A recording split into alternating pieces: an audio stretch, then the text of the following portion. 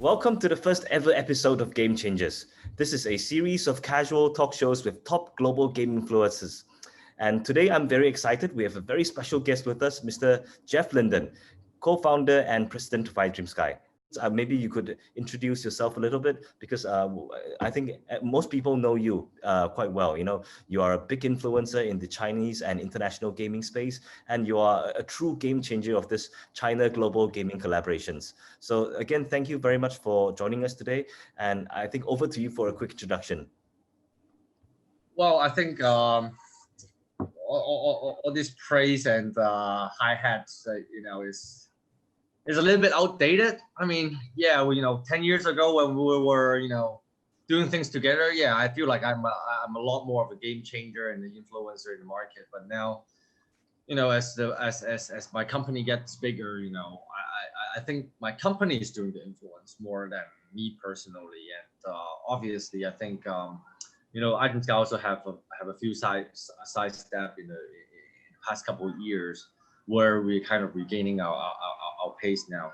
My name is Jeff. I'm the president and co-founder of iDreamSky. We're fundamentally a game publisher in China. We started publishing smartphone games back in 2010 for games like Fruit Ninja, Angry Bird, Subway Surfer, Temple Run. More recent one like Gardenscape, Homescape. We're currently listed in the Hong Kong Stock Exchange main board, and our going on focus is going to be Match 3 and also what I call fair pay competitive games. That will be the two major genre that iDreamSky is going to be focused going forward for the next 3 years. So, I mean, like you said, the pandemic has been a big theme this year. And the actual thing is that gaming has also become a very important part of our lives this year with everything that's happened. It provides everyone with some fun, some relief. And also it's an important part of the global economy because it's driving a lot of consumer spend and also driving a lot of employment as well. So if I were to share some insights, this year, the gaming vertical has seen huge growth in downloads, time spent, and revenues across the globe. And one particular subgenre of games that we'd like to highlight today is the Match plus Build subgenre, which also features top apps like Gardenscapes, which you guys publish in China, as well as Lily's Garden and so on. And the thing is that the Match plus Build subgenre, the biggest market for this is the US. And they contribute to, so far this year, $652 million, and which accounts for 46% of this global revenue in this subgenre, excluding China. So if we were to compare this size of revenue to a country, this is almost the entire size of the Australian gaming market. So just to dive one more level deeper, so we're looking into what triggers in-app purchase revenues for this huge subgenre. So firstly, we break down some what features do top Match plus Build apps have. So it's pretty even across the board. Some of the top features include things like customization, events, and as well as social elements like social assists, leaderboards, and friend invites. And finally, in terms of the specific monetization features in Match plus Build, the biggest would be the consumables, followed by power-ups. So yeah, so that's the overview of this subgenre that you guys are huge in. Okay, you guys are very well known for publishing huge titles like Gardenscapes, Homescapes, as well as other subgenre huge titles like Subway Surfers. Yeah, so the first thing that you mentioned, which was interesting, is consumers spend 652 million, and that's 46.6% of the global share, excluding China. Now, I think even in China, it will not be such a big market share compared to in US. In US, Match 3 is a gigantic genre because I would say Western consumer treat their mobile device as a light entertainment device. As a light entertainment device, that means the mobile phone to them are like for texting, for connecting with friends, short videos, and light consumption of entertainment. That's why for US, Match 3 becomes one of the major genre. Now in China, it's definitely still in the high ranking genre, but it's definitely not in the most high ranking genre, compared to games like PUBG or 王者荣耀, Hero Valor. Because in China, I think Chinese consumers see their mobile device as their main entertainment platform. So to them, they expect something more entertaining, more immersive, something that is going to keep them entertained for 30 minutes, something that is going to keep them really narrow focused, immersive experience.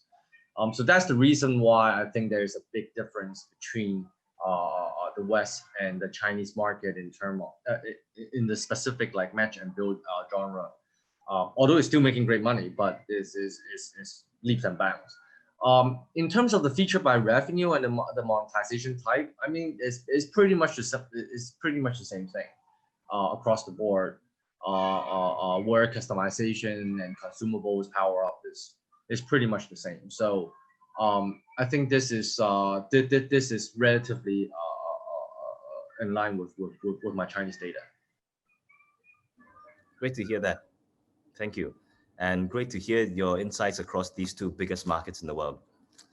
Okay, so jumping ahead to some of our questions for you. So first question is, what is the favorite game in your company portfolio and why? If we're talking about launch the product right now, I would say in operation, Art of War, which is a mobile RTS, real-time strategy game, is my favorite game in the operating portfolio.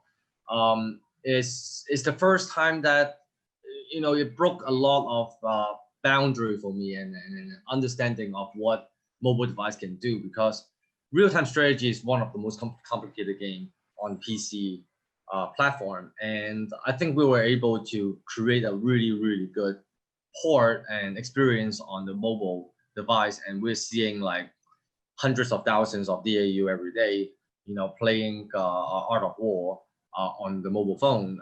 We just did a national-wide university tournament. I think the Nanjing University won, and we're planning to do more of these competitive game tournaments. For future products, I would say Super Animal Royale, which is targeted for the first half of next year. That is really promising. It's a battle royale game that have really cute animals shooting at each other, right? And it's a very short burst, 6-minute, 7-minute gameplay. It's not like a 30-minute PUBG game. It's a very light-hearted. You won't feel the same amount of failure and frustration that you will get in a PUBG game due to the art style. And so far we have done 2 tests already. Both tests is showing really significant retention numbers. And if you look on tap, after two rounds of tests, over 10,000 people came to test. Our tap rating is still over 9.5. So that's a pretty high rating for a game that have already been in the market testing. That's very cool. I think you are combining the battle royale subgenre with an interesting demographic that with animals, they could appeal to different demographic compared to PUBG, Call of Duty, and so on. Cool. So outside of your own company's games, what was the last time you reacted wow to a mobile game and why? Outside of your own games. I think the biggest wow I ever had was Monument Valley. That was even bigger wow than like Angry Bird or anything else. I think Monument Valley was the game that really wowed me because it's a perfect blend of not over relying on the spec of the phone, creating that specific art style that looks really classy, elegant, refined. You have that sense of a AAA style to it, right? Yet it's accessible to almost every phone, right? And the creative is just perfectly blend with that art style and the game mechanic. I mean, if recently asked me like what game really wowed me from a creative standpoint or from an industry standpoint, I would say games that is COD Mobile was a big wow for me, right? To be able to bring something as big as COD, absolute AAA game onto mobile and seeing how people have been converging.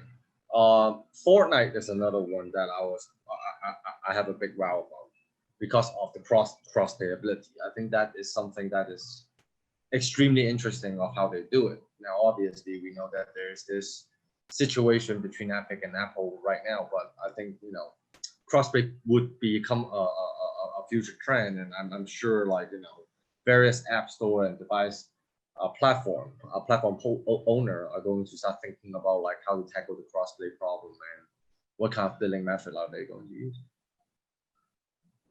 Very cool. I think you have very high WoW standards. And those games are indeed very big productions. I mean, some from huge companies and some very well designed ones like Monument Valley as well. Yeah. It's a 4-people team. Wow, it's crazy.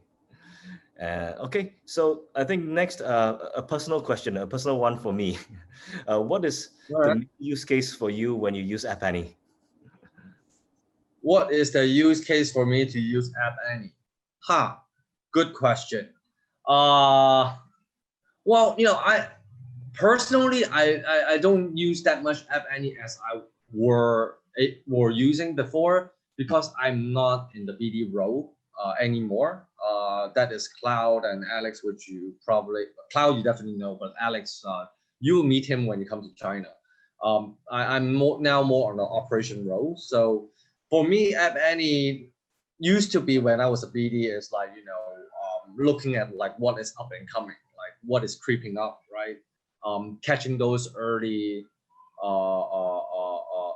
successors, right? In fact, Gardenscape was catched like that. Like we saw Gardenscape, we saw Toon Blast coming up, and we went to them early on, right?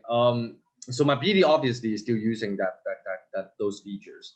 Obviously with the new IQ system, we were able to have a little bit more information. For example, it's ranking up, but how's the retention? It's ranking up, how's the monetization? Obviously it's an estimation, but it's better than none, right?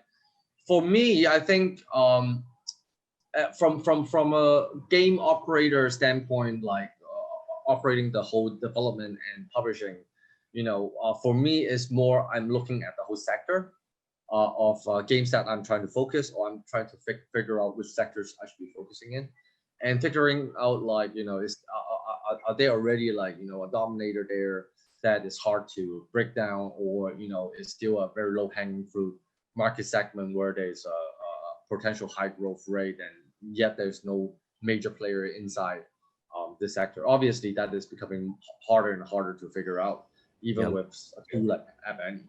We see that's a use case. Whenever publishers see, okay, this one looks like up and coming, it's a huge genre. Next question they ask, okay, how many publishers are dominating that vertical? Yeah, the problem is this, and this is something that I've been,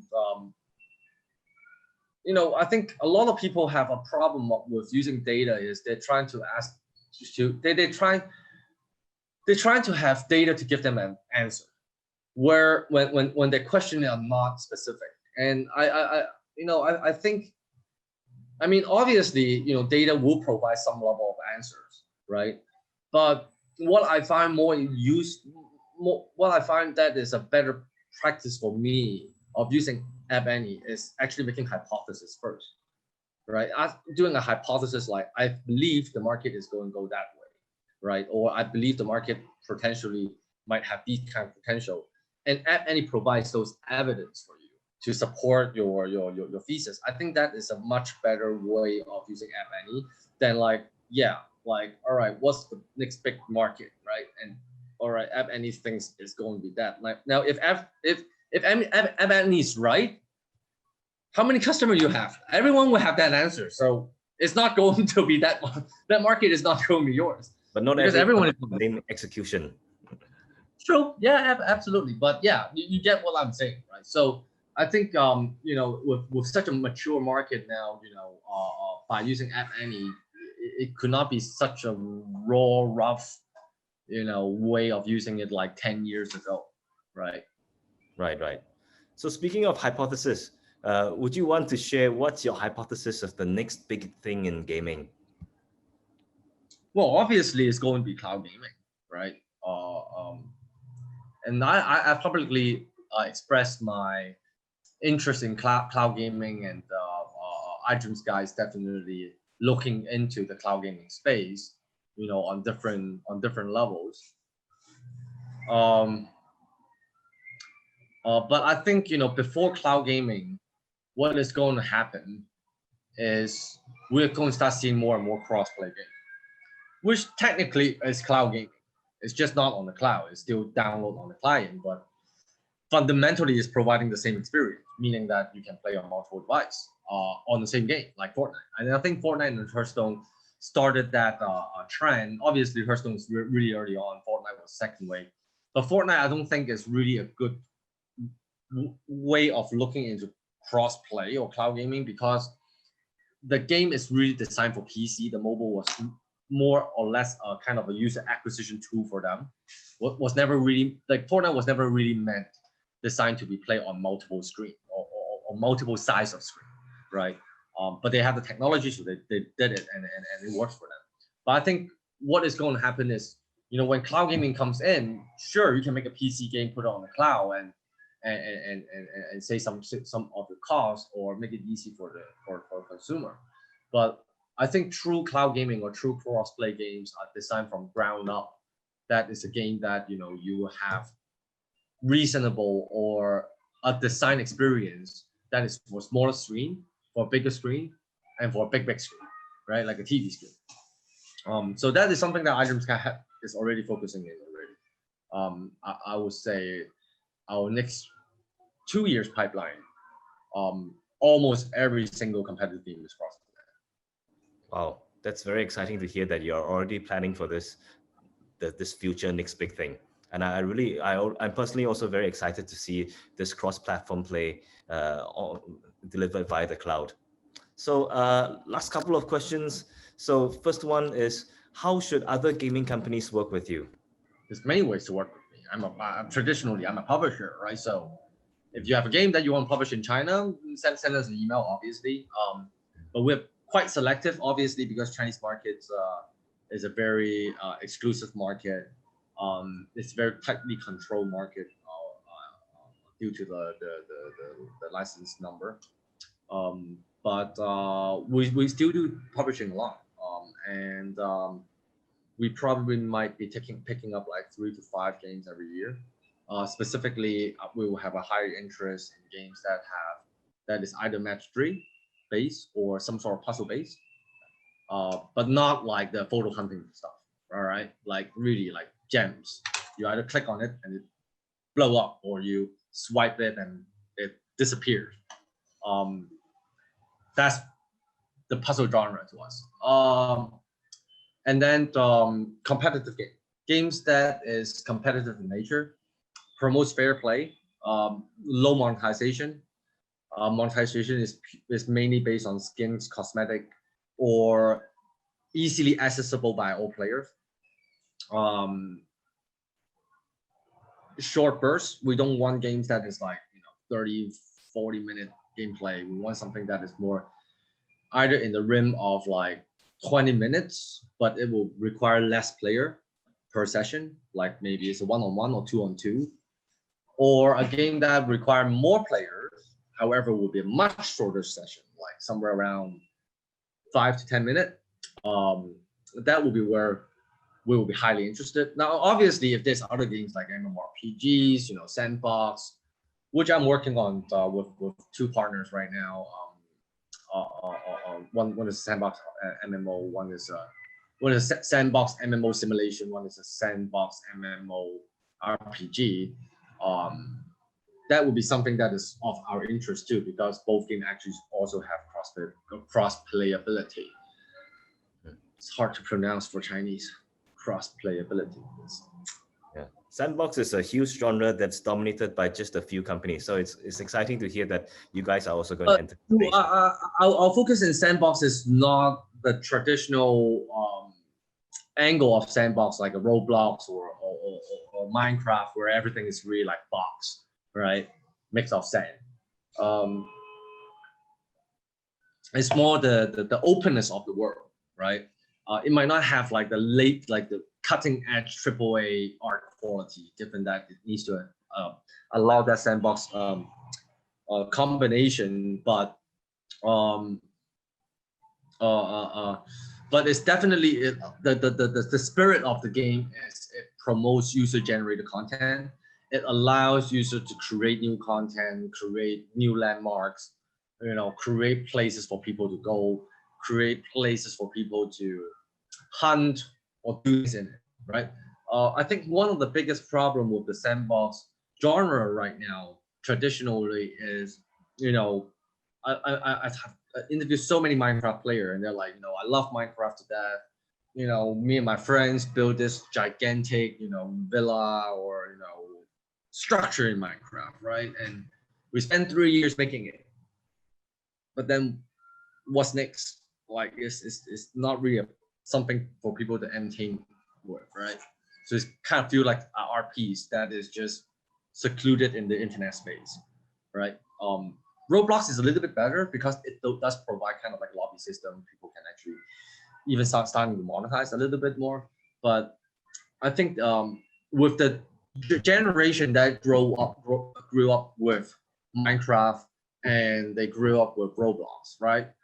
They are looking for something that is less loose, something that have more of a streamlined progression, where their time and effort put into the game can be easily accessible by other players, rather than like back in the days when they were kids.